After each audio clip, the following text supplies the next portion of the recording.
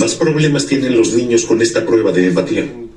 Otra sorpresa más porque, aunque han pasado 8 años, el efecto de la testosterona todavía es evidente. En resumen, las niñas son más rápidas en el desarrollo del lenguaje y las habilidades sociales. Los niños las superan en las habilidades analíticas. Al parecer, las hormonas no solo influyen en el desarrollo social, como la capacidad para reconocer expresiones faciales o establecer contacto visual, sino también las habilidades no sociales, como reconocer patrones o partes en un gran todo.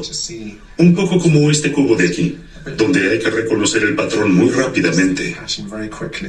Los niños tienen más capacidad de abstracción y menos empatía, y su capacidad lingüística se desarrolla en forma notablemente más lenta. El científico de Cambridge incluso relaciona el autismo con los niveles de testosterona. Observamos atentamente la relación entre el sexo y el autismo, porque el autismo se da con más frecuencia en los niños. Queríamos saber por qué es así, y podría ser que la testosterona prenatal sea una de las causas. La investigación sobre la testosterona y el autismo todavía está en sus inicios. Incluso los genetistas confirmaron recientemente una conexión. Aún no se ha resuelto la cuestión de en qué medida la testosterona define el cerebro embrionario como masculino o femenino. El típico hombre controlado por la testosterona, la esencia de la potencia, la dominación y el poder, recibe reconocimiento o desprecio. La testosterona también es sinónimo de lucha y competencia. Quizás no sea casualidad que se descubriera al inicio de la industrialización. En 1889, en un arriesgado experimento, el médico Charles Edward Brown-Séquard se inyectó un líquido extraído de los testículos de animales. Tras 10 inyecciones de hormonas, el hombre de 72 años sintió que había mejorado su forma física y mental. No es de extrañar que de pronto muchos estuvieran interesados en esta sustancia. Desde entonces, la testosterona ha sido equiparada a la masculinidad, la fuerza y la eterna juventud.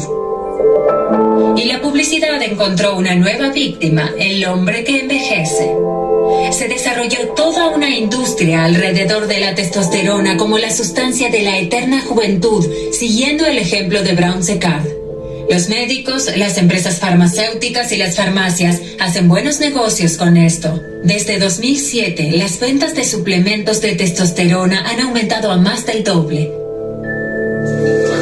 Cada vez más a menudo los hombres mayores con síntomas de fatiga y decaimiento entran en el consultorio de Michael Sitzman preocupados por el descenso en sus niveles de testosterona. En estos casos, Sitzman examina entre otras cosas el esperma y mide la densidad ósea de sus pacientes.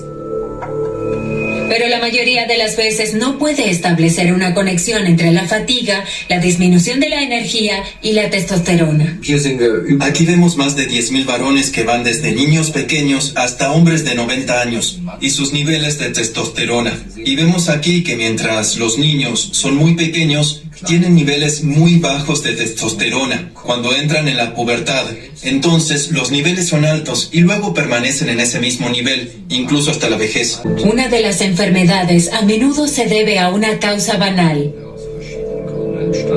En la mayoría de los casos, es el sobrepeso lo que hace que se produzca menos testosterona. Por supuesto, con la edad aumenta el sobrepeso, pero también puede ocurrir en hombres jóvenes.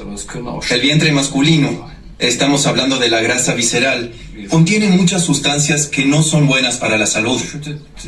Esto lleva a la resistencia a la insulina, a la presión arterial alta, pero también puede disminuir los niveles de testosterona. Existen diferencias entre la grasa subcutánea, una reserva de energía directamente debajo de la piel, y la llamada grasa visceral. Esta grasa más profunda convierte la testosterona en estrógeno. Más tejido graso significa menos testosterona y por lo tanto menos tejido muscular, la llamada barriga masculina. Durante mucho tiempo se ha relacionado la testosterona con el dopaje en deportes competitivos. La testosterona está asociada al hecho de que se tiene una mejor regeneración durante el entrenamiento de los músculos. Es decir, durante el entrenamiento se destruye una parte de las fibras musculares y de esta manera se crea el estímulo para que el músculo se regenere. Y la testosterona es, por así decirlo, la sustancia clave para todos estos procesos que tienen lugar en el cuerpo. Antes se tomaban medicamentos para mejorar el rendimiento solo en los deportes profesionales. En la actualidad el dopaje también está muy extendido en otros deportes. En particular, el uso de derivados de la testosterona, los llamados esteroides anabólicos en el ámbito de los gimnasios comerciales, es un enorme problema. Se supone que entre el 13 y el 16% de los clientes de gimnasios tiene experiencia en el consumo de medicamentos para el dopaje, enfocándose en los esteroides anabólicos. Y esto demuestra que este tema es mucho mayor que la de los deportes de alto rendimiento. Un hombre sano produce diariamente de 4 a 8 miligramos de testosterona. Para muchos culturistas, incluso la cantidad máxima no es suficiente para lograr el rendimiento y la masa muscular deseados. Christian Wolf esperaba que este tipo de esteroides anabolizantes lo ayudara.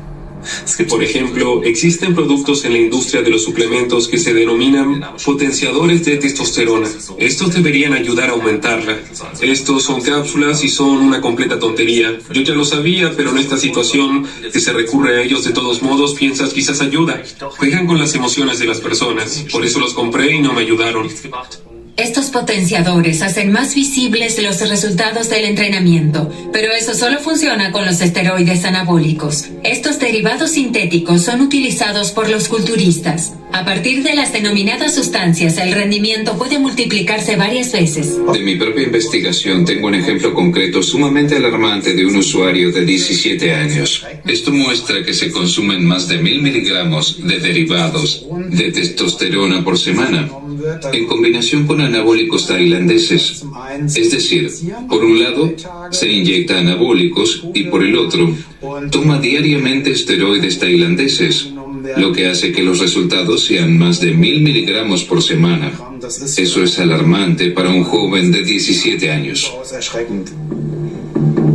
Los riesgos pueden incluir el acné causado por los esteroides, pasando por daños en el hígado hasta incluso problemas al corazón, el denominado síndrome del corazón de atleta.